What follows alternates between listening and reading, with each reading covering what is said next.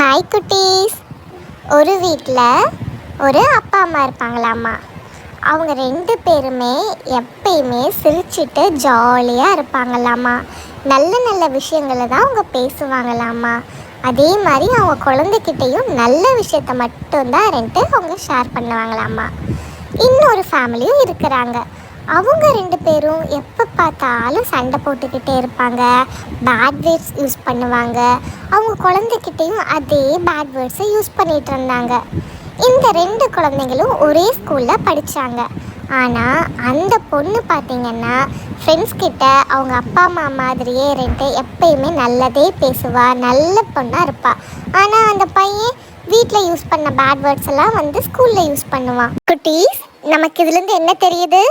வீட்டில் பெரியவங்க எப்படி பேசினாலும் நாம் நல்ல விஷயங்களை மட்டும்தான் கற்றுக்கணும். மற்றவங்க கிட்டேயும் நல்லதாக தான் பேசணும். குட் பாய் அண்ட் குட் கேர்ள்ஸாக இருக்கணும். ஓகேவா?